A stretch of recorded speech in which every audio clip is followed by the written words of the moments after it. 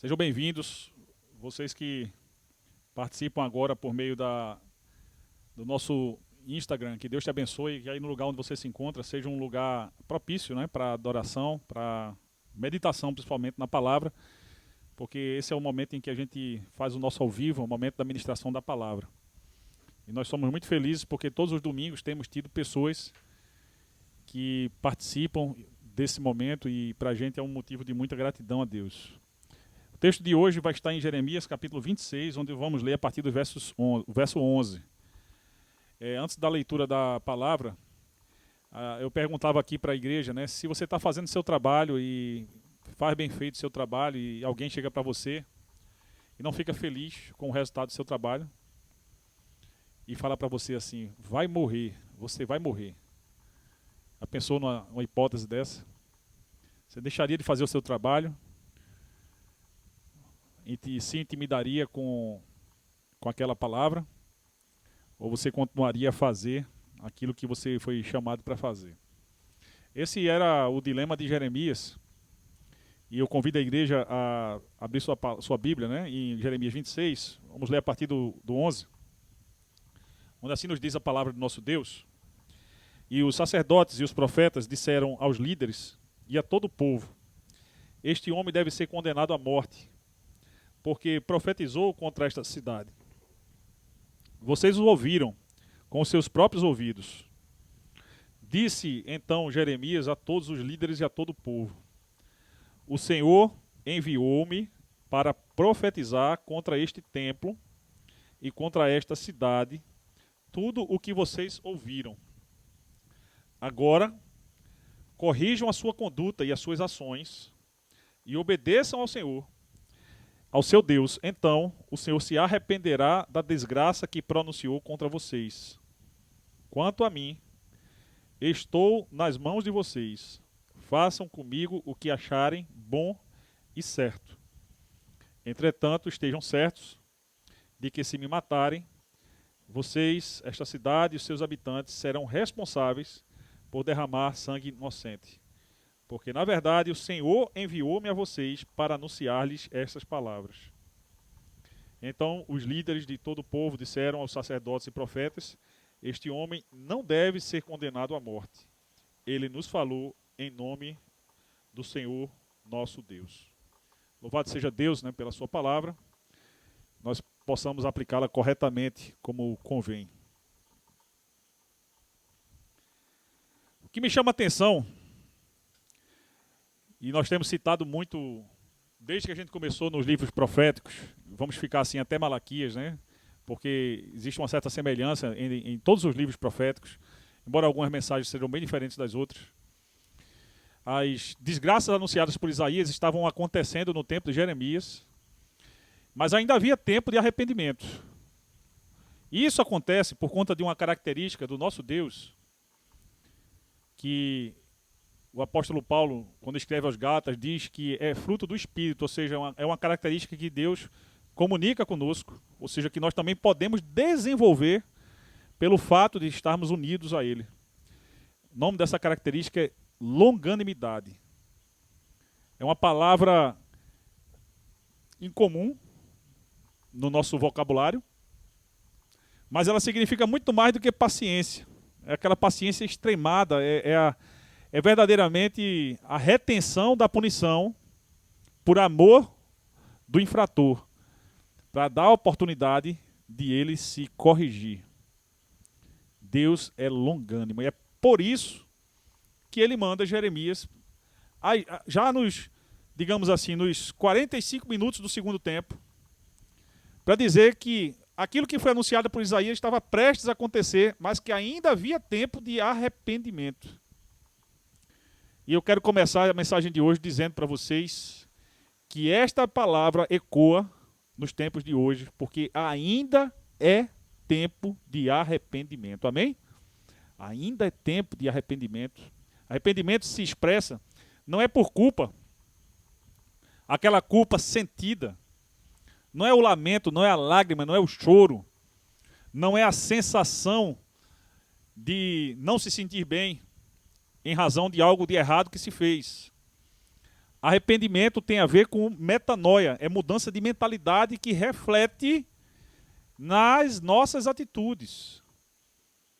Porque do jeito que a boca fala daquilo que o coração está cheio, as nossas atitudes são expressão do nosso espírito. Se a gente está vivendo no espírito, naturalmente nossas ações vão glorificar a Deus, mas se não, lamentavelmente, a partir dos nossos olhos, que precisam ser bons, ou seja, corretos, justos, orientados para aquilo que é certo, todo o nosso corpo vai sofrer as consequências de nós não estarmos vivendo na luz, como na luz ele está.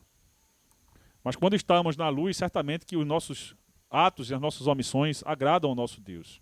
Não era o caso daquela geração de Judá que estava prestes a ser conquistada pela Babilônia, e é em função disso que Deus manda o profeta dizer: ainda é tempo de arrependimento. Expressão da longanimidade de Deus, expressão do cuidado de Deus, do amor de Deus por aquela geração perversa e corrupta. No entanto, ao receberem a palavra profética, o que se ouve é um consenso no templo contra a vida do profeta Jeremias. Em outras palavras, o que eles disseram é: vai morrer. Um cântico que se ouve nas arquibancadas dos nossos estádios de futebol, quando algo não sai da forma como a torcida queria. Só que ali eles não estavam brincando não, eles estavam falando sério. Vai morrer. E ele ia morrer mesmo. Se o próprio Deus não interviesse, colocando palavras sábias na boca de Jeremias, e depois palavras sábias na boca de pessoas comuns. Porque esse é um texto que mostra como os sacerdotes e os falsos profetas foram envergonhados por pessoas comuns. Já imaginou? Deus chama você para falar de Deus para uma pessoa, e essa pessoa demonstra mais conhecimento de Deus do que você mesmo, mais entendimento daquilo que é a palavra de Deus do que você mesmo, e ela lhe corrige, e ela diz: você está errado, porque na verdade o que Deus diz é outra coisa. Foi o que aconteceu aqui, foi quando as autoridades comuns, pessoas do povo, corrigem os líderes espirituais da nação para dizer que aquele homem não era réu de morte, porque ele tinha profetizado a palavra de Deus. E a razão para que isso tivesse acontecido, eu trago nesse slide, chama-se esclerocardia, coração duro, dureza de coração. O que é a dureza de coração? Um episódio que nos chama muita atenção é quando em Meribá, durante a peregrinação do Êxodo, o povo estava indignado com Moisés porque a sede já assolava aquele povo por muitos dias e não havia água no deserto, e eles começam a murmurar contra Deus e murmurar contra Moisés. O coração deles se endurece e Deus faz minar água de pedra, mesmo como um símbolo, além de um símbolo profético da ressurreição de Jesus Cristo, que foi sepultado numa pedra, numa rocha, mas também do milagre, né, que Deus faria de tirar água de pedra, ou seja, de fazer com que corações endurecidos pudessem ser quebrantados. Isso também tem essa aplicação. E era justamente esse tipo de atitude que governava o coração daqueles que ouviam a mensagem profética. Eles não se conformaram, ou porque o seu senso de justiça era elevado demais. A Bíblia diz que cada pessoa deve ter de si mesmo um conceito equilibrado. Um conceito equilibrado é o meio termo entre aquela autoestima que se valoriza demais, eu sou o cara, esse cara sou eu, ou aquela atitude de quem acha que não tem valor nenhum. É ali no meio, é um conceito equilibrado. É alguém que tem de si mesmo uma visão correta de quem você é, das suas virtudes, dos seus defeitos, mas principalmente da sua identidade como filho de Deus, a sua identidade em Cristo, que é o que é necessário para que a gente possa viver no Espírito. Aquelas pessoas não tinham de si mesmo um conceito equilibrado. Eles se achavam superiores. Achavam que aquilo ali que Jeremias estava profetizando era injusto. quando na verdade era justo. E o que Deus queria era para acontecer mesmo. Era que cada um se arrependesse, mudasse a mentalidade, mudasse as atitudes, para voltar a caminhar nas veredas antigas.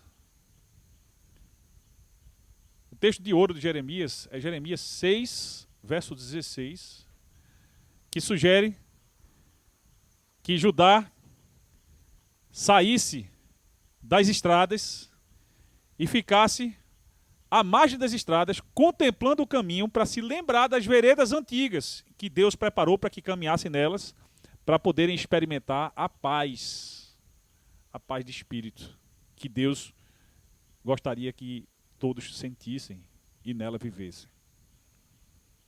Significa dizer que havia algo diferente que Deus estava oferecendo para aquele povo e que dependia de arrependimento. Mas os líderes planejavam a morte de Jeremias. À medida que a gente vai lendo Jeremias, a gente vai percebendo algumas semelhanças entre o ministério de Jeremias e o ministério de Jesus Cristo. Alguns, inclusive, achavam que Jesus Cristo era o próprio Jeremias, que havia voltado à terra e que profetizava no tempo em que Jesus realizava o seu ministério. Não sei se vocês lembram disso, quando Jesus pergunta: quem dizem que eu sou? Uma das respostas que os apóstolos dizem é Jeremias. De tanta semelhança que existiu entre o ministério de Jesus e o de Jeremias. E uma das semelhanças é justamente que quando ele cumpriu o seu ministério profético, as pessoas planejaram matá-lo. Isso aconteceu quando Jesus foi questionado, né, a respeito do fato dos seus discípulos não lavarem as mãos para comer, e Jesus fala que a sujeira, na verdade, estava dentro deles. E eles não aceitam aquela palavra e dizem que Jesus era digno de morte. Quando, no dia que Jesus foi preso e foi levado para a casa de Anás e depois para a casa de Caifás, e Caifás pergunta para ele se ele era o Cristo, quando ele diz: tu disseste, e de agora em diante vocês vão ver o Filho do Homem sentado à direita de Deus e vindo entre as nuvens, e eles dizem: blasfemou, esse homem é réu de morte. São pessoas que, da mesma forma como aquela geração para quem Jeremias pregou, se achavam superiores ao próprio Deus. Mesmo que eles não tivessem consciência disso, mas eles se colocavam acima de Deus. Quando Deus diz: meu filho, não faça isso, e a gente faz, a gente está se colocando numa posição superior dele. É ou não é? Quando a gente voluntariamente, quando qualquer ser humano voluntariamente desobedece a Deus, é um ato de rebelião contra a autoridade de Deus. É um ato que expressa que a gente precisa refletir melhor o nosso temor a Deus. Se é que realmente nós estamos temendo a Deus, se é que nós entendemos o que é isso, e a partir dessa reflexão que a gente possa fazer os ajustes necessários, e esses ajustes são feitos no coração de quem tem quebrantamento. E Deus se agrada disso. Lembram que em Jeremias 66, nós vimos, apagar das luzes de Jeremias, quando Deus diz: os céus são meu trono, a terra são o estrado dos meus pés, que casa me edificaríeis vós, mas a este eu estimo, ao humilde e contrito de espírito que treme diante das minhas palavras. Jeremias 66, verso 1 e verso 2. O que é que Deus deseja? Quebrantamento, contrição. O que é que Deus deseja? Humildade. O que é que Deus deseja? Disposição de aprender com Ele. Disposição de sermos corrigidos por Ele. Que era justamente tudo isso que faltava naquela geração. Que ao serem corrigidos por Deus, quiseram matar Jeremias. O problema deles, coração endurecido. Como aconteceu em Refidim, como aconteceu em Meribá, quando aconteceu tantas vezes que blasfemaram contra Moisés, até os irmãos de Moisés blasfemaram contra Moisés, que levantaram-se algumas rebeliões contra Moisés, e tantos servos e servas de Deus, depois com o próprio Jesus Cristo, né, ao ponto de não aceitarem as palavras de Jesus, embora fossem as palavras da vida eterna. E a razão é a mesma. O denominador comum, até hoje, é dureza de coração. O ser humano que tem um coração duro, ele não muda. Por que não muda? ou porque ele acha que não precisa mudar, ou porque ele não aceita ser corrigido. Seu orgulho é tão grande que ele não aceita ser corrigido.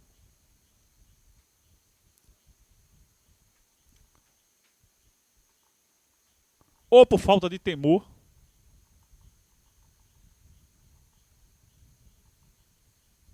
Ou por ter sobre si mesmo um conceito desequilibrado, por achar que é algo que ele realmente não é, se colocar acima do bem e do mal, e eventualmente até mesmo acima de Deus, tentar se colocar, porque na prática isso é impossível.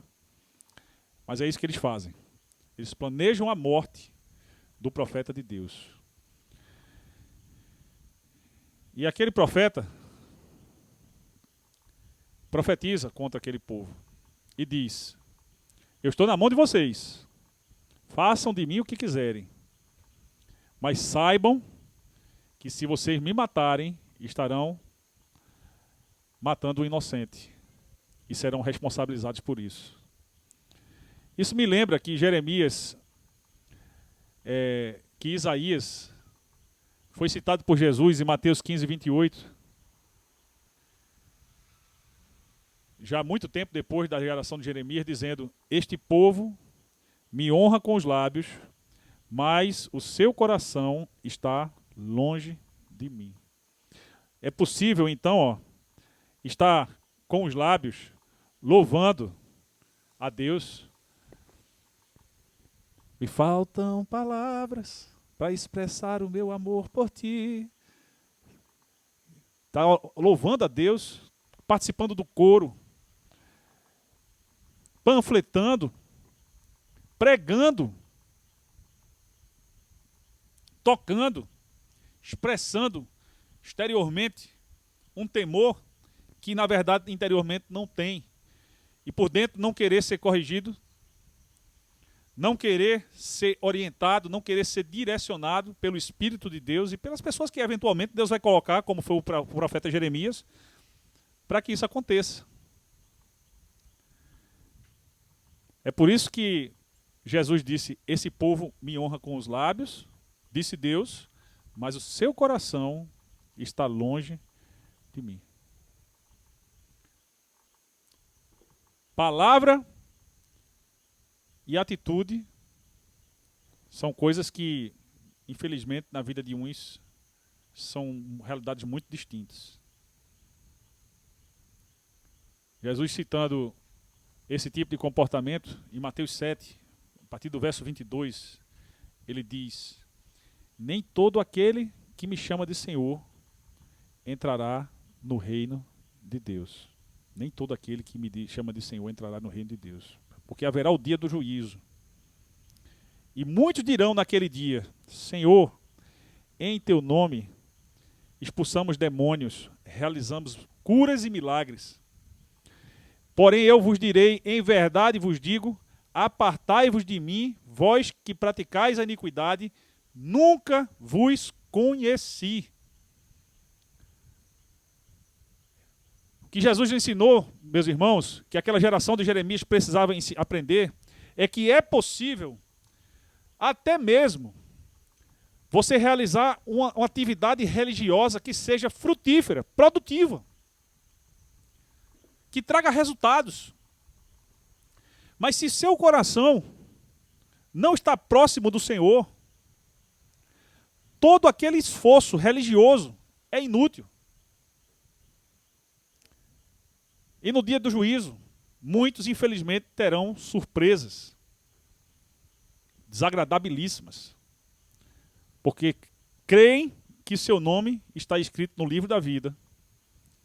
Mas eu fico imaginando, e lógico que eu torço para que isso não aconteça comigo, na hora que a pessoa chega lá, tem alguém lá com o livrinho na mão, eu fico imaginando isso numa portaria, o céu com uma portaria, e o porteiro conferindo seu nome como quem convida para uma festa e faz uma lista de convidados.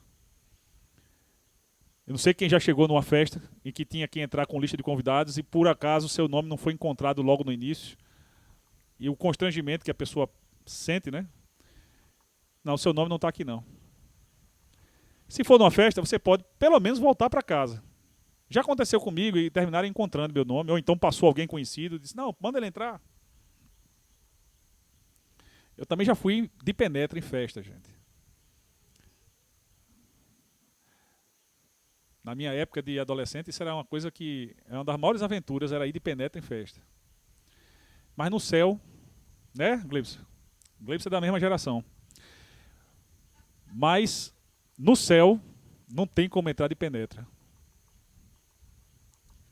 E é por isso que Jesus disse, muita gente vai ficar desapontado. Essa palavra não é para que a gente viva com medo, não, tá?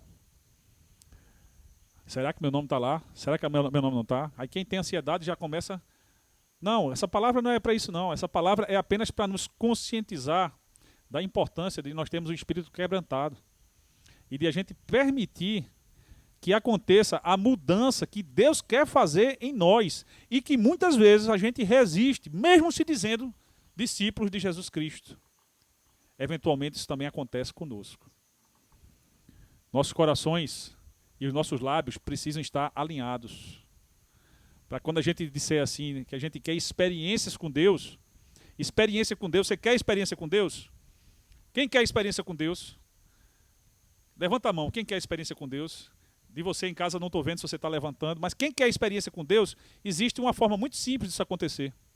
E a única forma, na verdade, de a gente ter experiências com Deus, sabe qual é? Cumprindo a palavra de Deus. Vamos citar o caso de Jeremias.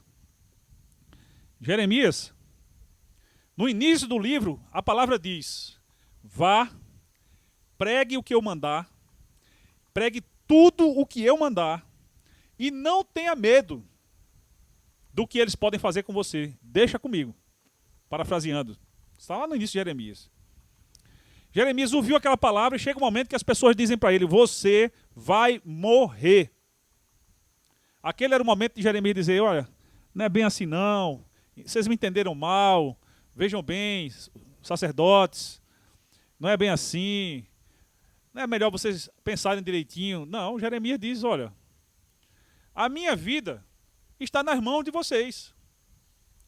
Eu sei que se vocês quiserem agora investir contra a minha vida, vocês vão me matar. Eu só queria que vocês soubessem duas coisas antes de vocês me matarem. A primeira, que quem me mandou falar o que eu falei foi Deus. Segunda, que por conta disso, se vocês me matarem, vocês terão sangue inocente nas mãos de vocês. E aí eu lembro de Jesus Cristo entrando em Jerusalém, a mesma Jerusalém, perto do Calvário dele, né? E ele chora e diz assim, ai Jerusalém, Jerusalém, vós que matastes os profetas. Quantos profetas foram martirizados por conta desse tipo de atitude e desse motivo aqui, ó, coração duro. Mas Deus quer outra coisa do seu povo. Israel foi chamado para ser povo de Deus, para ser povo santo, reino dos sacerdotes, sacerdócio real no meio de nações idólatras, um povo, o primeiro povo que foi constituído para a adoração de um único Deus, e ainda mais o Deus verdadeiro, Criador dos céus e da terra. Esse Deus conhece as veredas novas e as veredas antigas. E é por isso que em Jeremias 6,16 ele diz, vocês que estão no caminho, vão para o meio, vão para o canto, fiquem no acostamento, olhem para o caminho que vocês estão andando, parem e olhem para trás. Veja o resultado, olhar para trás é a gente fazer uma retrospectiva da nossa própria vida, gente. Quais são os resultados, os frutos que a gente traz na mão e quais são as causas. O que é que está por trás disso? Muita gente quer frutos diferentes, mas não percebe que para você colher uma maçã, você precisa subir na macieira. Se você quiser uma manga, numa mangueira. E é nas causas que a gente precisa mudar. E as pessoas às vezes olham para trás, olham para o seu presente, vê que o caminho que se encontra não é aquele que Deus queria para você, nem que você mesmo queria para você, mas não percebem as mudanças que Deus quer que a gente faça, para que a gente possa ter resultados diferentes. Para todo pecado, existe uma estratégia de escape. A primeira delas, a mais básica, fujam da aparência do mal. Mais simples. Para não fazer feito Sansão, que não podia provar do vinho, mas andava no meio de um parreiral. É como um servo de Deus, né? Que tem um pecado de estimação. Vocês não tem não, né? Pecado de estimação. Pecado de estimação é aquele que a gente... Não, esse aí vai por último. E se colocam em situações de cometer o pecado voluntariamente. Buscam, ou por imprudência, ou por desejo desordenado, buscam se colocar em risco. A orientação mais básica: fujam da aparência do mal. Se algo lhe parece mal, não queira tirar a prova dos 9, não. Já fuja. Isso não quer dizer que você não vai sofrer com isso, com as suas decisões, não. Vê o caso de José do Egito. Quando a mulher de Potifar começou a dar em cima dele, ele correu, mas ela conseguiu um pedaço da roupa dele e disse aqui, ó. Tentou me estuprar, está aqui ó, o pedaço da roupa dele, fugiu porque eu gritei, inverteu a história todinha, e José foi preso, foi injustiçado, passou ali um bom tempo na cadeia, mas depois ele não foi glorificado. A palavra diz: humilhai-vos diante da potente mão de Deus, e ao seu tempo ele vos exaltará. Mas tem gente que só quer exaltação, esquecendo que para ser exaltado por Deus, primeiro precisa se humilhar diante da potente mão de Deus. Significa não somente aceitar a sua culpa, mas se humilhar diante da potente mão de Deus. Deus pega a gente de onde a gente está e quer transportar a gente para uma outra posição. Por isso que ele manda os profetas. Mas ele não mandará mais profetas. O ministério profético acabou. Não o dom de profecia, mas o ministério profético terminou com João Batista. Isso está na Bíblia. Mas ele mandou os profetas e hoje ele nos dá a sua palavra para a gente olhar para o que aconteceu com Jeremias e meditar e perguntar como é que se aplica na nossa vida. Porque às vezes eu vou ser como Jeremias, que vou estar fazendo o meu ministério e algo vai dar muito errado aos meus olhos, mas Deus me diz: continue, não desista. E eu preciso olhar para Jeremias e fazer exatamente aquilo que Deus me chama para fazer. No tempo certo eu serei exaltado, se assim eu permanecer. Nem que seja quando Jesus voltar, meus irmãos. Isso já vai ser um motivo suficiente de alegria para viver a vida toda em obediência à palavra dele.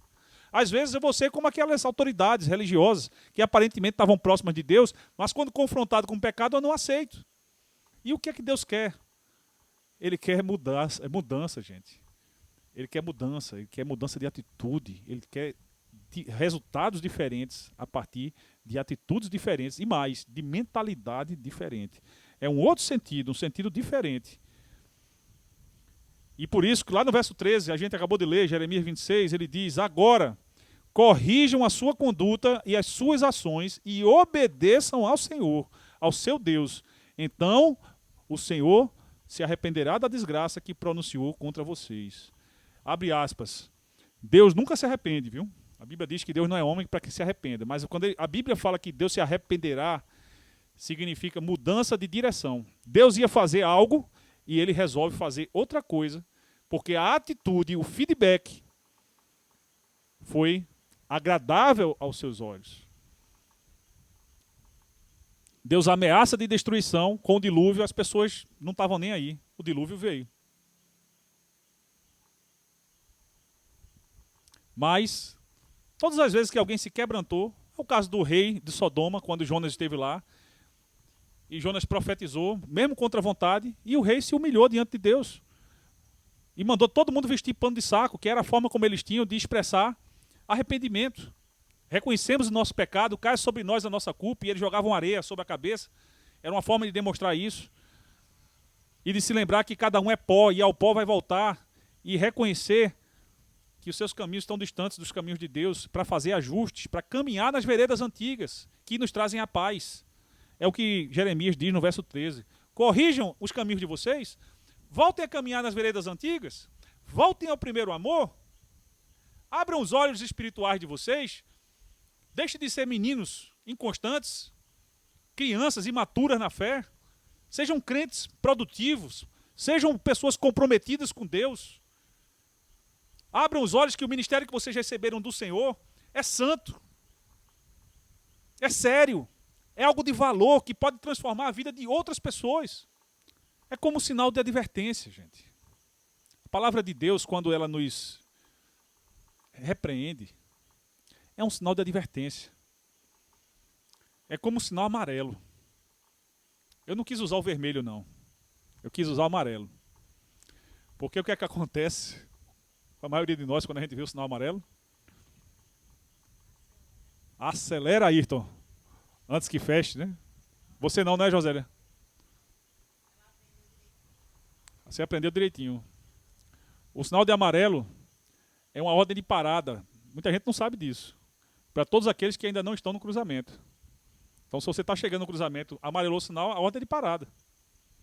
Mas tem muita gente que vai e acelera, ignorando o risco de aquele amarelo virar vermelho de repente e alguém sair com pressa da via transversa e os dois se encontrarem no meio do cruzamento ali, numa situação que ninguém queria, e uma vida ser perdida. E como uma vez isso ia acontecendo na minha vida, quando eu, pelas razões mais nobres, eu era professor da Faculdade de Direito lá em Caruaru, me atrasei para uma aula, porque estava orientando uma pessoa que era uma ovelha minha, e ele precisava da minha orientação, só que eu escolhi dar aquela orientação no horário errado. Não estava errado o que eu estava fazendo, estava errado, foi o horário que eu escolhi fazer aquilo, porque eu já devia estar indo para a faculdade, me atrasei, saí de casa com pressa, ignorei um sinal de pare. Caruaru tem muito sinalização horizontal, como se chama, né? Aliás, sinalização vertical, né? Que é as placas, né? E eu ignorei um sinal de pare e peguei um pobre de um trabalhador de uma empresa que vinha numa Fiorino e joguei aquele carro contra o poste. E por pouco a coisa não foi mais grave. Graças a Deus que ele teve foi uma luxação. E no meu desespero, eu abri a porta, a porta dele não queria abrir, e eu abri a porta dele com tanta força que eu por pouco não arranco a maçaneta do carro dele. E quando eu cheguei junto dele, tirei o cinto dele para socorrer ele, ele me fez uma pergunta que até hoje não saiu da minha cabeça. A pergunta dele foi: por que você não parou? É o que acontece quando a gente ignora o sinal de advertência e a gente avança.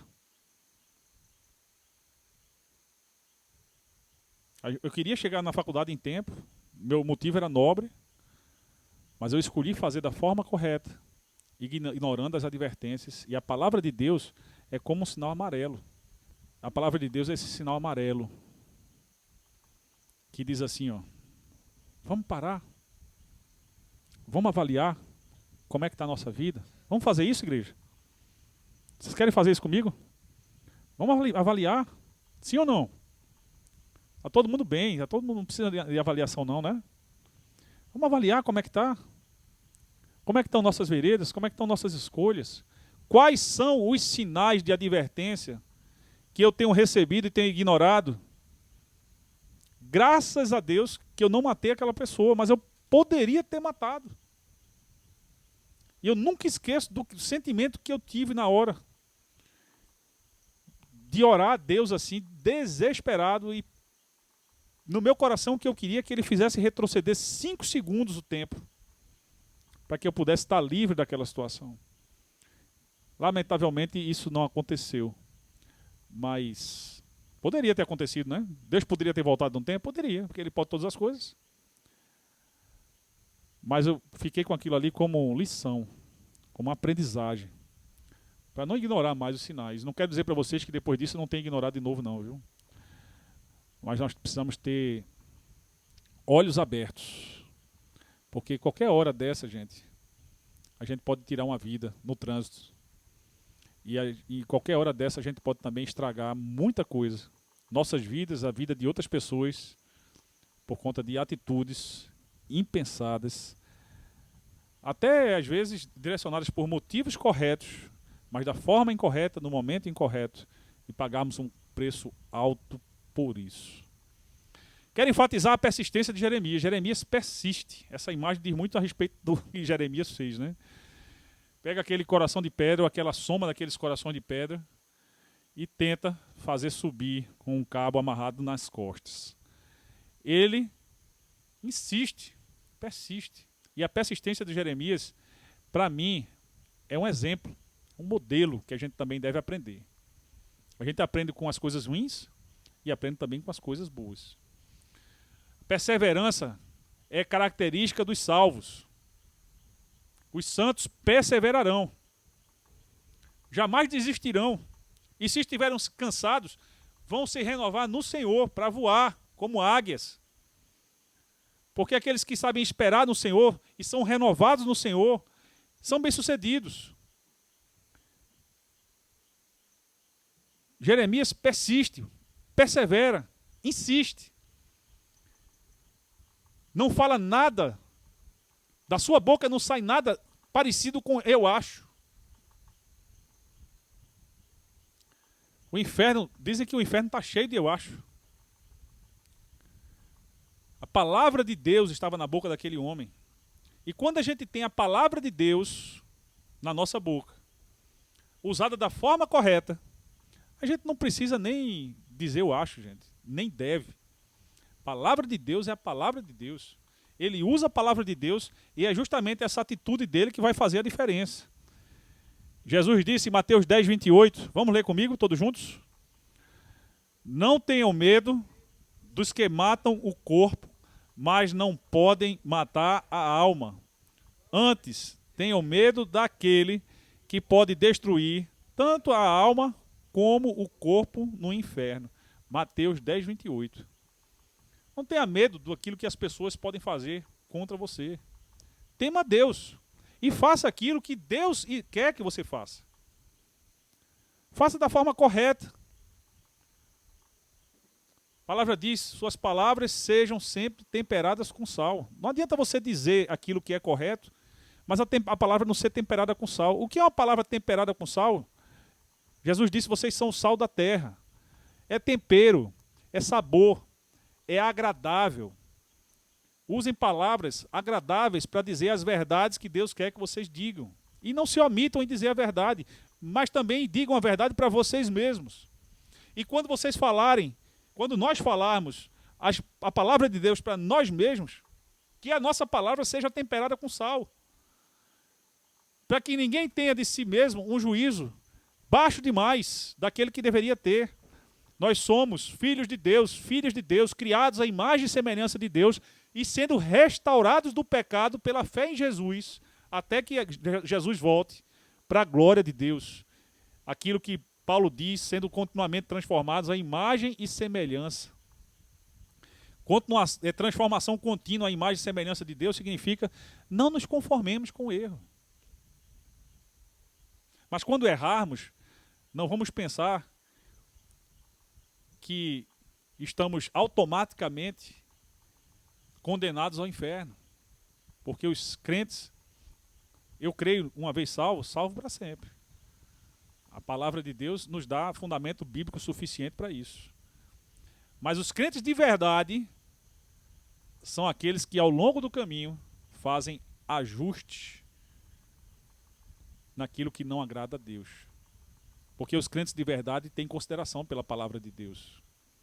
Os crentes de verdade comparam a minha vida com a palavra de Deus. E não fazem como o homem comum, como disse Tiago, que logo se vai, está com o cabelo assanhado, mas não penteia. A gente não faz isso. As mulheres, se a maquiagem estiver borrada, já vai lá e dá um toque. Se estiver muito brilhosa, já bota alguma coisa que diminui o brilho. São as estratégias para parecer bem, mas o que Deus quer é muito mais do que isso. Ele quer que a gente faça ajustes na nossa vida para não somente parecermos, mas sermos. É mais importante do que parecer. Ainda que nossa aparência ela tenha um valor. Ser é melhor do que parecer. Não tenham medo de ninguém. Confie em Deus. É isso que Jeremias faz. Ele meio que se lembra daquela palavra de Deus. Não temam, não tema ninguém. Mas diga o que eu lhe mandar e diga exatamente o que eu lhe mandar para que não aconteça coisa ruim com você. E ele diz assim, rapaz, é melhor ouvir a Deus ou ouvir a eles? Entro em acordo com eles para ficar vivo ou digo o que Deus mandou e pago o preço? Pedro escolheu a mesma escolha de Jeremias. Veja, um Pedro fujão, mentiroso, medroso, tem um encontro com Jesus Cristo quando estava pescando, voltou a fazer daquilo que Jesus tinha tirado ele de fazer, quando Jesus disse, Lucas 5:10, vos farei pescadores de homens. Pedro volta a pescar peixe, Jesus vai ao encontro dele, oferece alimento, eles ceiam juntos, depois Jesus pergunta para ele 3 vezes, Pedro, tu me amas? Para cada uma das negações de Pedro, ele teve a oportunidade de reafirmar o seu amor com Cristo. Isso é expressão da longanimidade de Deus. Não para que Pedro vivesse em pecado, mas para que ele não se sentisse mal demais com o fato de ter negado a Jesus 3 vezes, tendo a oportunidade de declarar seu amor por 3 vezes. Compense o mal, compense o erro com o acerto. Essa é a vida do cristão, essa é a lida do cristão. Se a gente vai errar, mas para aquele que errar, e é impossível a gente não errar, o remédio é arrependimento, confissão. Isso acontecendo continuamente na vida de um cristão, o efeito é inevitável. Crescimento espiritual. Amadurecimento espiritual. Transformação em imagem e semelhança de Jesus Cristo. Confiando em Deus como Jesus confiou. Jesus não usou as palavras de Jeremias. Mas olha se a atitude dele não foi semelhante à de Jeremias. E mesmo quando foi preso, ele disse, não, vocês estão buscando a quem? A Jesus Cristo, então sou eu. As pessoas, quando ele falaram isso, caíram, e ele repetiu isso. E ele disse, não, se é a mim que vocês estão buscando, eu já disse que sou eu. Solta os demais. Ele, como bom pastor que dá a vida pelas ovelhas, até na hora de ser preso para a morte, ele intercedeu por aqueles que ele estava discipulando, cuidando. E ele mesmo, na sua hora da morte, ele diz, Pai, nas tuas mãos entrego a minha vida, o meu espírito. E morre. Isso é confiança, gente.